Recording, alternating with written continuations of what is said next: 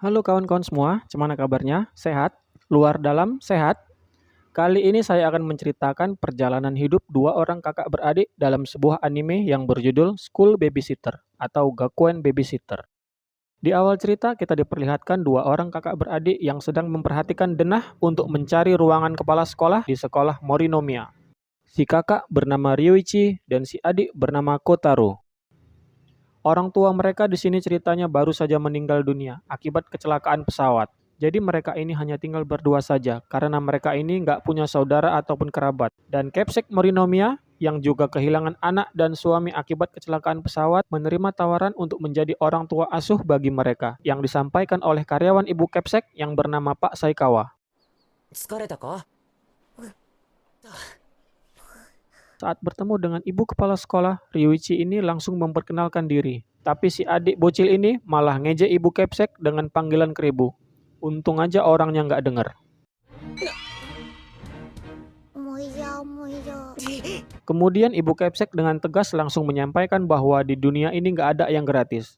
Wong kencing aja bayar kok ya. Maka dari itu, sebagai ganti dari fasilitas dan kebutuhan yang akan diberikan pada Ryuichi, dia diharuskan untuk menjadi babysitter atau pengasuh anak dari para guru yang bekerja di sekolah Morinomiya ini. Setelah itu, Pak Saikawa menunjukkan ruangan penitipan anak di mana Ryuichi akan menjadi pengasuh anak nantinya. Ryuichi pun memperkenalkan diri sama para bocil ini, dan tentu saja para bocil ini takut sama orang asing dan berlindung di balik pengasuhnya yang sedang tidur. Dia ini bernama Usaida. Para bocil ini kemudian disuruh untuk memperkenalkan diri mereka masing-masing. Di sini ada Taka, Kirin, si kembar Takuma dan Kazuma, dan Midori.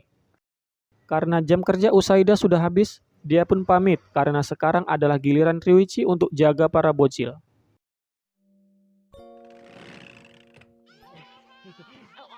Ryuichi ini pun kerepotan jagain para bocil, dan Kotaro yang ngerasa abangnya disiksa, berusaha menyelamatkan sampai bolak-balik gelinding. Lalu Kotaro yang belum bisa berbaur pun hanya bisa membaca buku sendirian. Kasiannya lah kau dek, mandiri sebelum waktunya. Kemudian tibalah waktu para bocil untuk pulang karena sudah dijemput oleh ibu mereka. Di sini ada Yayoi ibunya Kirin, Yukari ibunya Midori, dan Umi ibunya si kembar. Sayonara. Dan hanya Taka saja yang dijemput sama abangnya karena ibunya masih kerja. Dia ini bernama Kamitani Hayato. Dan karena bandel nggak mau pulang, Taka pun langsung kena getok dan langsung dibawa pulang sama abangnya.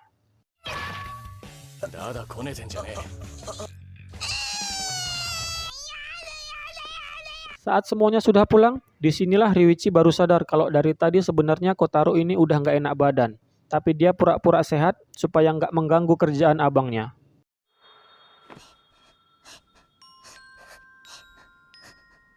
Ryuichi pun langsung panik dan meminta bantuan Kamitani untuk membawanya ke klinik terdekat. Setelah diperiksa dokter, diketahuilah kalau Kotaro ini sebenarnya stres dan demam karena perubahan lingkungan di sekitarnya dan akan sembuh setelah cukup istirahat.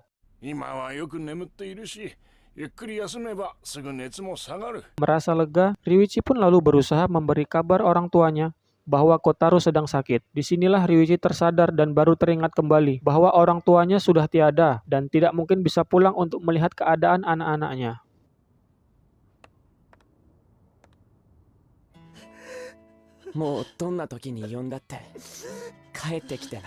Kepala sekolah pun datang menenangkan Ryuichi dan diketahui bahwa saat proses pemakaman orang tuanya, Ryuichi ini nggak menangis karena masih beranggapan bahwa orang tuanya suatu saat nanti akan pulang. Ibu Capsek memberi semangat pada Ryuichi dan menyuruhnya untuk tegar karena dia itu nggak sendirian dan menyuruhnya untuk menemani adiknya yang sakit.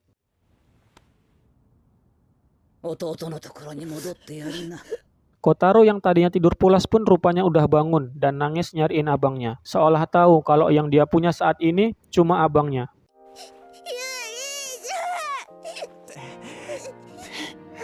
Saat mereka tidur, terlihat ibu Capsek yang datang menyelimuti Ryuichi dan Kotaro, pertanda kalau dia menyayangi mereka kayak anaknya sendiri. Pagi hari pun tiba, dan ibu Capsek marah-marah sama Pak Saikawa karena di mejanya ada bunga. Tapi begitu Pak Saikawa bilang kalau bunga itu dari Ryuichi dan Kotaro dan hendak membuangnya, ibu Capsek pun berubah pikiran dan malu-malu menyimpannya.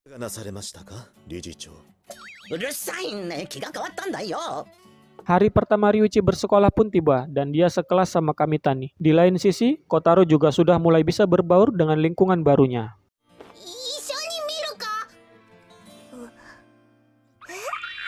Keesokan harinya, Ibu Kepsek pagi-pagi buta udah nyuruh Ryuichi bangun dan bersiap-siap untuk berangkat sekolah karena dia sudah menyiapkan seragam baru untuk Ryuichi. Dan Pak Saikawa ini sudah menyiapkan sarapan dan bontot untuk Ryuichi. Seperti biasa, kalau nengok Ibu Kepsek, Kotaro ini langsung ngejek dia keribu. Dan langsung diancam kalau nanti dia bakal dibuat keribu juga kalau ngejek-ngejek lagi.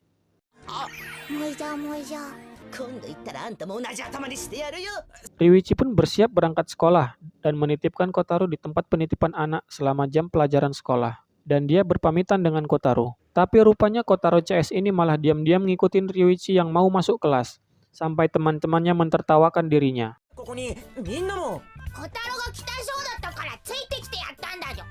Mereka pun kemudian mendapat teguran dari murid peringkat 1 di kelas unggulan karena membuat keributan, sampai membuat para bocil ini ketakutan dan menangis. Dia bernama Inomata.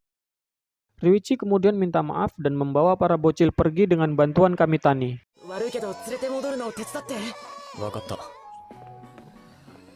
Setelah mereka sampai di tempat penitipan anak, Kamitani pun langsung menjita Usaida karena cuma molor aja bukan yang jagain para bocil. Nggak lama Inomata rupanya juga datang karena dimintain tolong sama ibunya Kamitani untuk nganterin bontotnya yang ketinggalan. Tiba-tiba saja Usaida mendadak sakit perut dan minta tolong agar Inomata dan Ryuichi menjaga para bocil selama dia pergi ke UKS bersama Kamitani.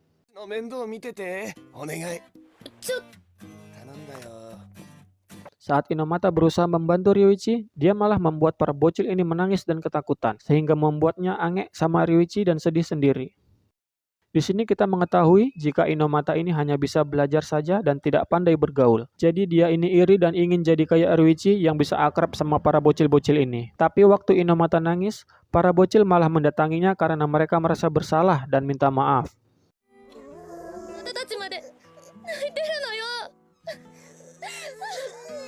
Setelah Inomata pergi, Ryuichi berinisiatif ngajak Kotaro ke kebun binatang karena Kotaro ini sedih diejek cupu sama si Taka karena dia pakai baju gambar harimau padahal belum pernah lihat harimau yang asli.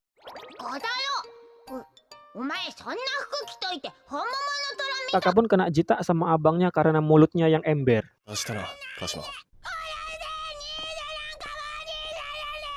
Tapi para bocil lain malah minta ngikut ke kebun binatang bareng sama Ryuichi dan Kotaro. Ryuichi pun akhirnya meminta izin sama Ibu Kepsek dan saat akan pergi ternyata Kotaro udah nggak sabar dan udah nungguin di depan pintu.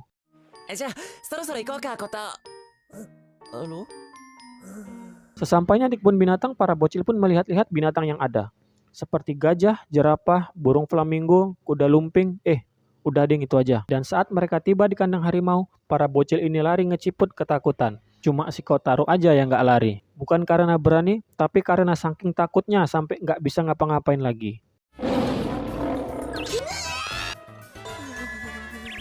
Kemudian waktu ngelewatin kandang domba, Kotaro ini malah bilang itu mirip sama Ibu Kepsek. Dan koplaknya Usaida sama mamak-mamaknya para bocil ini malah setuju pula itu bro. Nggak ada akhlak mereka ini.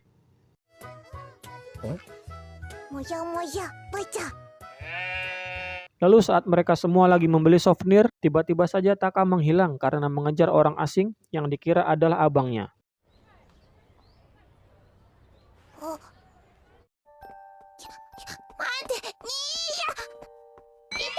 Dan saat dia sadar dirinya sudah tersesat, Taka pun nangis. Untungnya Kamitani ini datang tepat waktu dan mereka pun pulang dari kebun binatang dengan selamat.